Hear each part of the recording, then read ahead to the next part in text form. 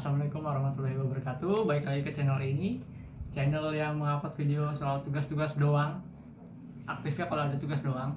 Perkenalkan, nama saya Rizky Pratama Putra, dengan NIM 415 183 121. Pada kesempatan kali ini saya ingin menjawab soal Q&A untuk memenuhi tugas besar 1 dari mata pelajaran NLP. Langsung saja ke soalnya. Nomor 1. Apa yang dimaksud dengan NLP? NLP itu adalah singkatan dari Natural Language Processing, adalah penerapan ilmu komputer, khususnya linguistik komputasional, untuk mengkaji interaksi antar komputer dengan bahasa manusia. Lanjut ke soal kedua. Selain segmentasi teks, apa tantangan pengolahan data atau riset di bidang NLP? Jawabannya ada 4. 1. Disambiguasi makna kata. 2. Ambiguitas sintaksis. 3. Masukan yang tak sempurna atau tak teratur. Yang keempat, pertuturan. Lanjut ke soal ketiga. Sebutkan contoh penerapan NLP pada aplikasi perangkat lunak. Contohnya tuh saya sudah menyiapkan 3. Yang pertama, aplikasi terjemahan bahasa seperti Google Translate. Yang kedua, aplikasi personal assistant seperti OK Google atau Siri. Yang ketiga, aplikasi pengolah kata seperti Grammarly yang menggunakan NLP untuk memeriksa keakuratan tata bahasa teks. Lanjut ke soal keempat. Apa kegunaan library NLTK dan Sastrawi? NLTK itu adalah singkatan dari Natural Language Toolkit, adalah library Python untuk bekerja dengan permodelan teks. NLTK menyediakan alat yang baik mempersiapkan teks sebelum digunakan pada machine learning atau algoritma deep learning. Yang kedua, Python Sastrawi merupakan library sederhana yang dapat mengubah kata berimbuhan bahasa Indonesia menjadi bentuk dasarnya. Lanjut ke soal kelima. Apa tujuan dari scaffolding? Tujuan dari scaffolding adalah untuk mengkonversi teks menjadi suatu bentuk yang standar. Pada tahap ini biasanya dipilih lowercase untuk membuat huruf kapital menjadi lowercase. Lanjut ke soal ke-6. Apa definisi dari tokenizing? Tokenizing adalah proses pengiriman data sensitif melalui panggilan Application Programming Interface atau disingkat API atau file batch ke penyedia tokenisasi yang kemudian menggantikan data tersebut dengan placeholder berbentuk tidak sensitif yang disebut token. Lanjut ke soal ke-7. Jelaskan tentang stop word dan berikan contohnya. Stop word adalah kata-kata yang tidak deskriptif yang dapat dibuang dalam pendekatan back of words. Contoh dari stop words adalah yang, dan, di, dari, dan seterusnya. Lanjut ke soal ke-8.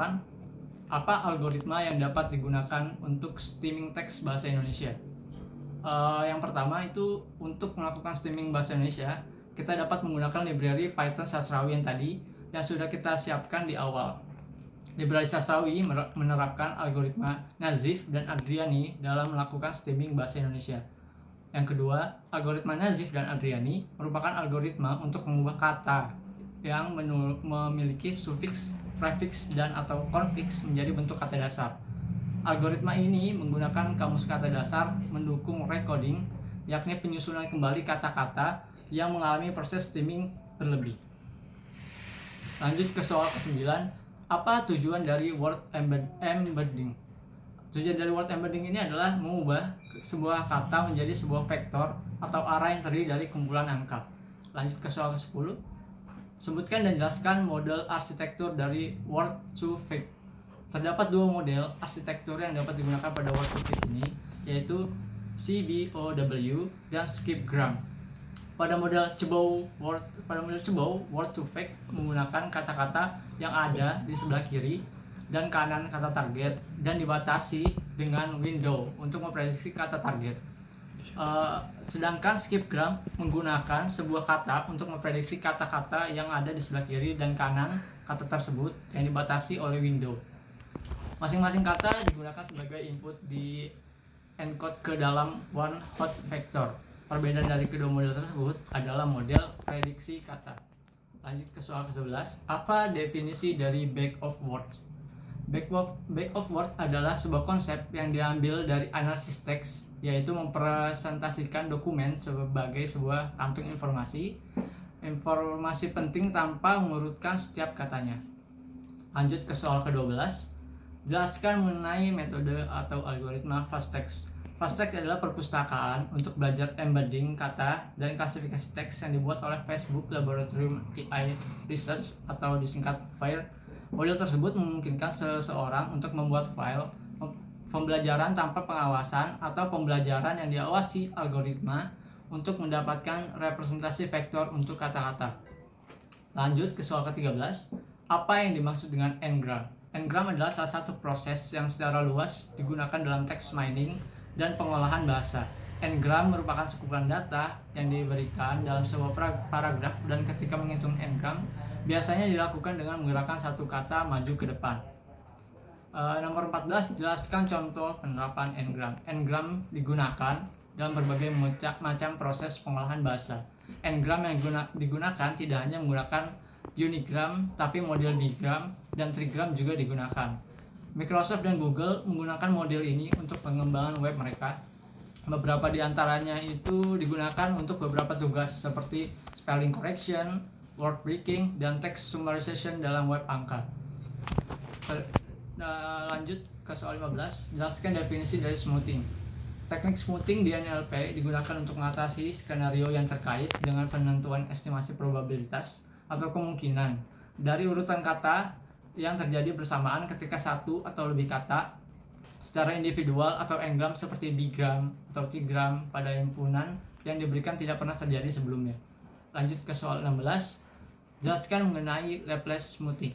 Laplace smoothing adalah salah satu metode smoothing yang sangat sederhana, yaitu dengan menambahkan nilai positif yang kecil pada setiap nilai probabilitas dan kondisional yang ada sehingga terhindarnya nilai 0 pada model probabilitas. Lanjut ke soal 17. Apa yang dimaksud dengan back off dan interpolasi? Pada back off, kita menggunakan trigram jika fakta tersedia. Jika tidak, kita menggunakan bigram. Jika tidak ada fakta juga, maka memanfaatkan unigram. Kita hanya melakukan back off ke n-gram order lebih rendah jika ditemukan frekuensi 0 pada n-gram order lebih tinggi. Agar model back off memberikan distribusi probabilitas yang tepat, maka harus diterapkan diskon terhadap n-gram order lebih tinggi. Kumpulan diskon tersebut dialihkan ke n-gram order lebih rendah. Pendekatan back off dengan diskon ini dinamakan catch back off. Sedangkan pendekatan interpolasi sangat berbeda.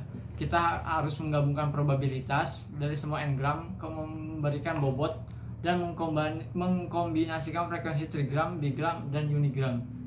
Nomor 18. Jelaskan mengapa Kneserny smoothing memiliki kinerja yang baik. Kneserny memanfaatkan discounting absolut dengan cara yang lebih canggih untuk menangani distribusi unigram order lebih rendah. Versi Kneserny smoothing berkinerja terbaik dinamakan Modified Kneserny smoothing yang diajukan oleh Chen dan Goodman pada tahun 1998.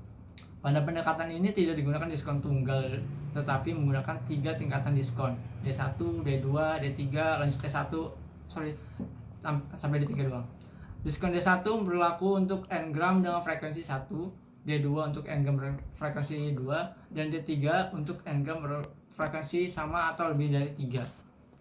Lanjut ke soal 19. Apa latar belakang munculnya metode stupid back off? Sejarahnya itu Google pada tahun 2006 telah merilis himpunan n-gram sangat besar.